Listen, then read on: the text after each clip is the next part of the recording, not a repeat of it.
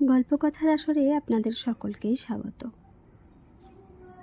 আজ আপনাদের জন্য গল্প তা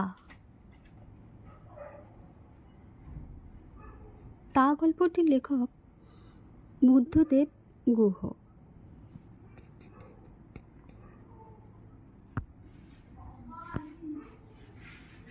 প্রথম দিন অফিস থেকে ফিরে প্রমীলাকে দেখেই চমকে উঠেছিলাম কারণ ওরকম কুৎসিত দর্শন মহিলা আমি এর আগে দেখিনি। বয়স 50-এর কাছাকাছি হবে, কুচকুচে কালো রং, উঁচু কপাল, টেরা চোখ এবং অত্যন্ত লম্বা। সব মিলিয়ে প্রথম দেখাটা মনে রাখার মতো। টাইপ খুলতে খুলতে রিনিকে বললাম, একে? রিনি গলা নামিয়ে বলল, মুন্নির নতুন আয়া। বললাম, কোথা থেকে জোটালে? অন্ধকারে দেখলে মুন্নি তো দূরের কথা, মুন্নির বাবাও কেঁদে উঠবে। রিনি হাসলো, বলল, তুমি ভীষণ অসভ্য। কারো চেহারা নিয়ে ওরকম করে বলতে হয়?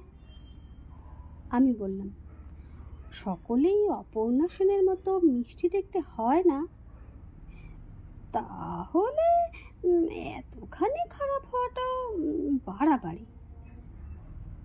রিনি বলল, বাড়ির বাবুদের ছুকছুকে বাতিক থাকলে দেখে দেখে এরকম আয়াই রাখা উচিত। আমি কপট রাগে সুরে বললাম, এই কি হচ্ছে? রিনি তারপর সিরিয়াসলি বলল, অনেক কষ্ট করে জোগাড় করতে হয়েছে ওকে। চেহারা খারাপ হলে কি হবে, এফিসিয়েন্ট। বেচারা কোনো ছেলে পুলে নেই, তার উপর বাল বিধবা। আমি বললাম, আহা, সেটা প্রথম দিনের কথা। তারপর দেখতে দেখতে অনেক দিন কেটে গেছে, অনেক মাসও। প্রমীলার চেহারাটা আমার চোখে সয়ে গেছে দেখতে দেখতে।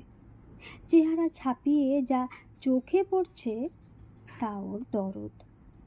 মনে হয়েছে মুন্নি যেন রিনির মেয়ে নয়, প্রমীলার নিজেরই মেয়ে। রিনিকে ওর অফিসের কাজে প্রায়ই বাইরে বাইরে যেতে হয়, আজ দিল্লি, কাল বোম্বে, আমাকেও তাই। সে কারণে একজন ভালো আয়া আমাদের বিলাসিতা ছিল না, ছিল নিতান্তই প্রয়োজন। মনে আছে একবার রিনি দিল্লি ছিল বেশ কয়েকদিনের জন্য, আমি কলকাতাতেই ছিলাম। সে কদিন আমার চোখের সামনে প্রমীলা যেভাবে মুন্নিকে বুকে করে রইল তা বলার নয়। মনেটা যত বড় হচ্ছে ততই দুষ্টু হচ্ছে।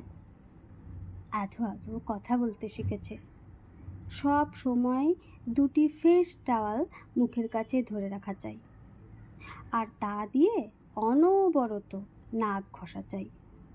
টেডি বিয়ার, জাপানি পুতুল, ফুরির চকোলেট কিছু দিয়েই তাকে রাখা যায় না, যদি না তার সঙ্গে থাকে। প্রমীলার নতুন নামকরণ হয়েছে আমাদের বাড়িতে, নামকরণ করেছে মুন্নি। প্রমীলার সেই নতুন নাম তা। প্রমীলাকে খেতে পর্যন্ত দিত না মুন্নি। দুপুরের খাওয়া দাওয়ার পর যখনই মুন্নি একটু চোখ বুঝত, তখন ও বেচারি কোনো রকমে চান সেরে বেডরুমের মেঝেতে বসেই কোনো রকমে খেয়ে নিত। আমি অন্য ঘরেই থাকতাম, তাই প্রাইভেসির বিঘ্ন হতো না। যেখানে যাই করুক, তার সঙ্গ ছাড়া মুন্নি এক মুহূর্ত চলত না। মাঝে মাঝে রাতে ঘুমের মধ্যেই মুন্নি কেঁদে উঠত। আমি আমার ঘর ছেড়ে দৌড়ে আসতাম। বেডরুমের মধ্যে খাটের পাশে টেবিল ল্যাম্পটা দেখতাম, মশারির মধ্যে মুন্নিকে বুকে ধরে প্রমীলা বসে থাকত আর ওর কান্না থামাবার চেষ্টা করত। মুন্নিকে বুকে করে ওর বসে থাকার ভঙ্গির মধ্যে এমন একটা মাসুলভ মমতা থাকতো যে মাঝে মাঝে আমার মনে সন্দেহ হতো, মুন্নি সম্বন্ধে মমতা কার বেশি, রিনির না প্রমীলার? এই সন্তানহীনা মহিলার মুছে যাওয়া চোখে টেবল লাইটের যে ভাব দেখতে পেতাম তা রিনির মুখে কোনোদিন দেখিনি। আজকালকার মডার্ন মায়েরা নির্দয় হওয়াটাকেই আধুনিক লক্ষণ বলে মনে করেন। ভাবাবেগ সে প্রেমিক বা স্বামীর সম্পর্কে হোক কি সন্তানের সম্পর্কে হোক, প্রকাশ করার মতো সে ইন্টেলেকচুয়ালিজম নেই। তা এদের মতো আর কেউ এমন করে জানেননি। আমি জানি না কেন ইদানিং রিনি প্রায় বলতো, প্রমীলা বড় আদর দিচ্ছে মুন্নিকে, মেয়েটাকে স্পয়েল করে ফেললো। মেয়েটাকে সামলাতে পারেও ভালো, কিন্তু শুধু ভালোবাসলেই তো হয় না, তাহলে তো সকলেই ভালো আয়া হতে পারত। আমি পুরুষ মানুষের স্কুল বুদ্ধিতে বুঝতে পারতাম না ভালোবাসার চেয়েও বড় কোয়ালিফিকেশন যে আয়ার মধ্যে আর কি থাকতে পারে। যাই হোক, আমার বুদ্ধি স্থূলই হোক কি সূক্ষ্মই হোক, বাড়ির ব্যাপারে আমার বুদ্ধির ধর্তব্যের মধ্যেই নয়। সেখানে আমি নিতান্তই নন এন্টিটি। তাই বাদানুবাদের মধ্যে না গিয়ে আমি অন্য প্রসঙ্গে চলে যেতাম। কিন্তু আমার মন কেবলই বলতো, এই সন্তানহীনা মহিলার প্রতি রিনি ভালো ব্যবহার করছে না। কারণ কেন জানি না, আপনার মনে হতো প্রমীলাকে আর যে গঞ্জন দেওয়া হোক সে তা সইতে পারে। মুন্নির অযত্ন হচ্ছে, মুন্নিকে ঠিকমতো দেখাশোনা হচ্ছে না, এই অপবাদ তার পক্ষে অসহ্য ছিল। কিছুদিন বাদে রিনি কয়েকদিনের জন্য জামশেদপুরে গেল। জামশেদপুরে যাওয়ার আগে মুন্নির জ্বর এসেছিল। জ্বর প্রায় 3 পর্যন্ত উঠেছিল, কিন্তু ওষুধ পড়াতে জ্বর আবার কমে যায়। ডাক্তারের অভয়বাণী পেয়ে মুন্নিকে রেখেই রিনি জামশেদপুরে গেল। ওর নাকি না গেলেই নয়। আমার মন ভালো লাগছিল না, কেবলই মনে হচ্ছিল কিছু একটা গোলমাল হবে। রিনি যেদিন বিকেলের ট্রেনে গেল সেই দিনই রাতে মেয়ের ধুম জ্বর এলো। চোখ মুখের অবস্থা খুব খারাপ হয়ে গেল। তাড়াতাড়ি ডাক্তারবাবুকে খবর দিলাম। তিনি এসে ওষুধপত্র দিয়ে গেলেন। কিন্তু সারা রাত মুন্নির যন্ত্রণায় চিৎকার করলো। সেই রাতে আমার ঘর থেকে কম করে 5 বার আমি উঠে এলাম। কিন্তু আমার মতো অপদার্থ বাবারা শুধু টাকা রোজগার করতে জানে, ছেলে মেয়েদের বুকের মধ্যে ভালোবাসা উজাড় করে ভালোবাসতে জানে না। কিন্তু তাদের শারীরিক কষ্ট লাঘব করার কোনো উপায় জানে না তারা। মুন্নির বয়স এখন 2 বছরও হয়নি। আধো আধো কথা বলে, কিন্তু কোথায় ব্যথা কিসের কষ্ট তা বুঝিয়ে বলতে পারে না। যন্ত্রণায় চোখ দিয়ে জল পড়ে, কিন্তু জানাতে পারে না। কি করলে যে কষ্টের উপশম হয়? বাবা হওয়ার আনন্দ অনেক, কিন্তু অবলা শিশু সন্তানের যন্ত্রণা চোখের সামনে নিরুপায়ে দাঁড়িয়ে দেখাটা বড়ই কষ্টের। যতবারই আমি দৌড়ে ওখানে গেছি ততবারই দেখেছি যে প্রমীলা মুন্নিকা বুকে করে ওর কষ্ট উপশমের জন্য নানা রকম প্রক্রিয়া করছে। আমি দাঁড়িয়ে থাকতে থাকতেই মুন্নির কান্না বা গোগানি থেমে গেছে, আর আমি আবার ঘুমিয়ে পড়েছে মুন্নি তার কোলে। ও থামতেই প্রমীলা বলল, দাদাবাবু আপনি কি ঘুমোন, আমি তো আছি, আপনি কেন কষ্ট করছেন? পাশের ঘরে আমি শুতে যেতে যেতে ভাবছি, আমি তোর বাবা, ওর জন্য কিছু কষ্ট তো আমার করা উচিত। কিন্তু তুমি তো 50 টাকার আয়া, তুমি কি জন্য ওকে বুকে নিয়ে এত কষ্ট করছো? কেবলই ভেবেছি আমার মনে হয়েছে প্রমীলা যা করে, যা করছে এতদিন, তা শুধু কর্তব্য নয়, শুধু টাকার বিনিময়ে করা নয়। ভগবান কখনো ওর কোলে যা দেননি তা ওর নিজের না হলেও ক্ষণিকের জন্য, কিছু দিনের জন্য ওর কোলে পেয়ে ও যেন ধন্য হয়ে গেছে। আমার মনে হয়েছে এই সন্তানহীনা রমণীর কোল থেকে সাক্ষাৎ যমদূত এলেও আমার মুন্নিকে চিনিয়ে নিয়ে যেতে পারবে না। সত্যি কথা বলতে কি, একথা ভেবে নিশ্চিন্ত হয়ে আমি ঘুমোতে গেছি। পরদিন ভোরেই মুন্নির সমস্ত শরীর ভরে হাম দেখা দিল। মেয়ে একেবারে বেহুশ হয়ে রইল, চোখ মুখ লাল, চোখের পাতা মুখের ভিতরে হাম একেবারে ছেয়ে ফেলেছে।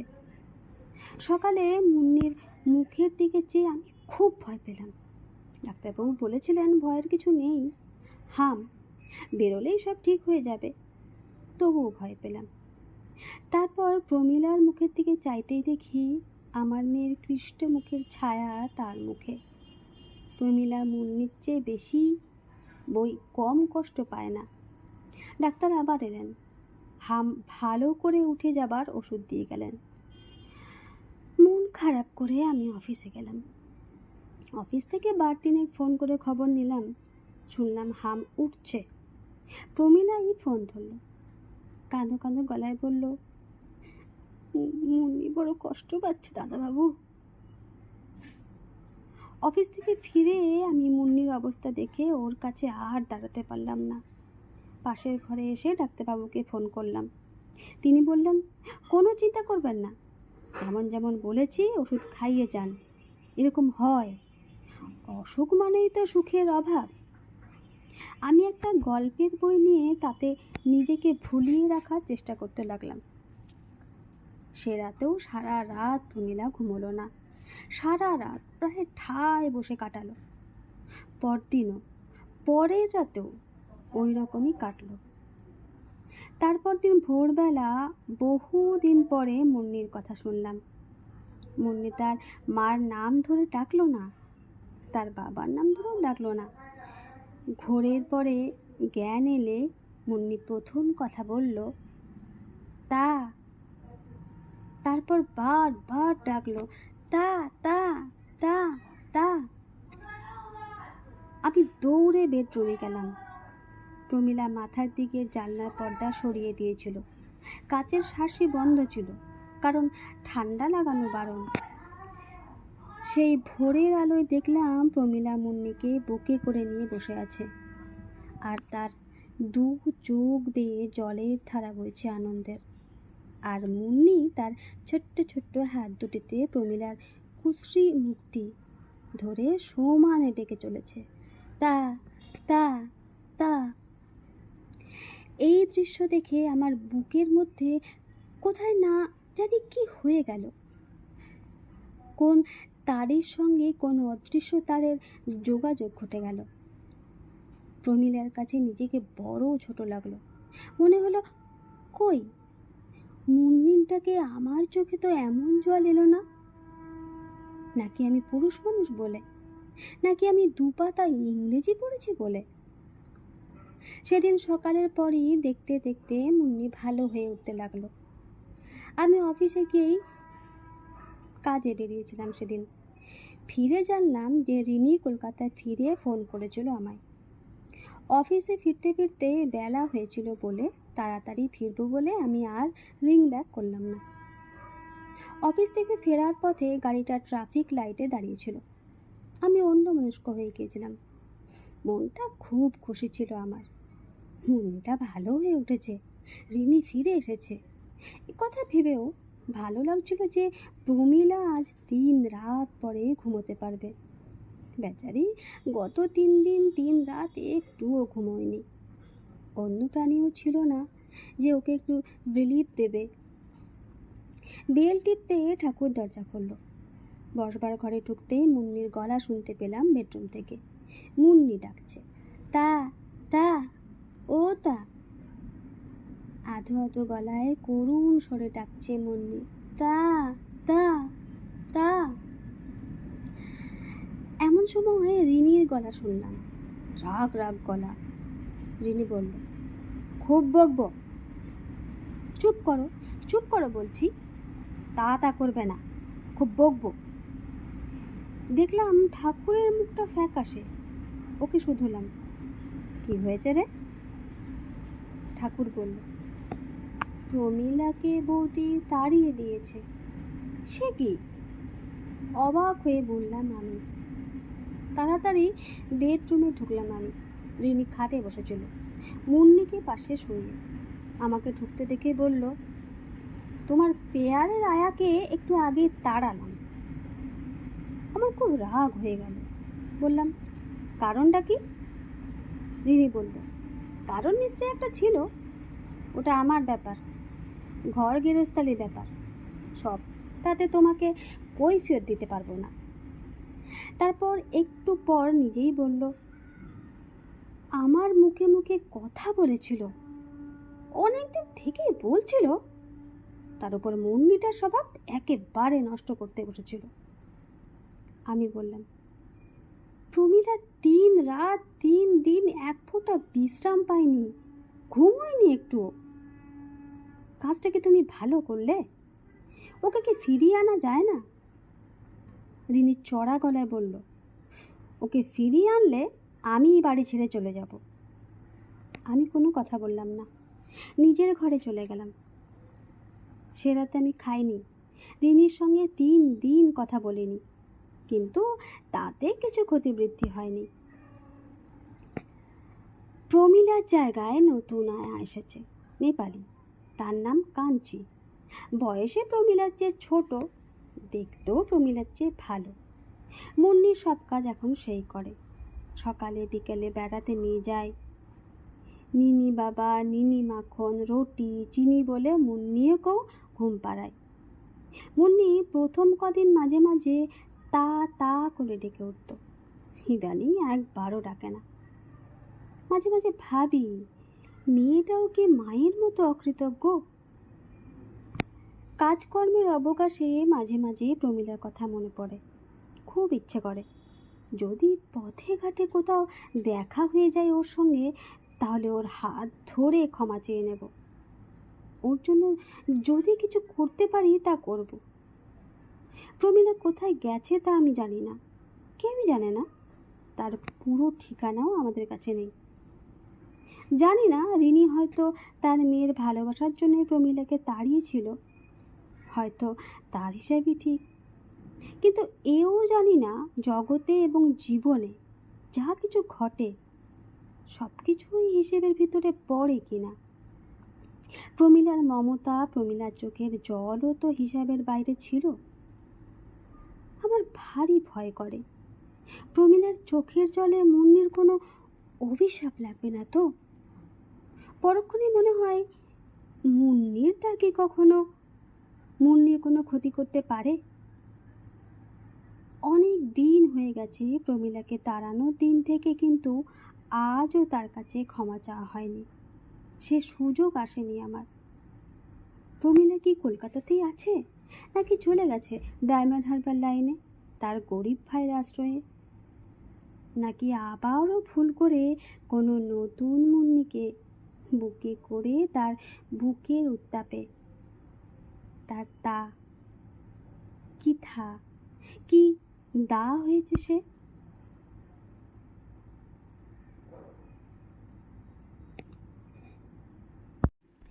মা তো কখনো হতে পারবে না। জানি না কিছুই। শুধু এইটুকু জানি যে এই মুহূর্তে এই নির্জন হৃদয়হীন শহরের অনেক ঘরেই আমার মুন্নির মতো মুন্নিদের বুকে আঁকড়ে ধরে প্রমীলারা বসে আছে। 30, 40 কি 50 টাকার বিনিময়ে হিসাব বহির্ভূত যা কিছু তারা দিয়েছে, প্রতি মুহূর্তে দিচ্ছে। তারা তা কখনো ফেরত পাবে না মুন্নিদের অকৃতজ্ঞ বাবা মায়ের কাছ থেকে। নমস্কার।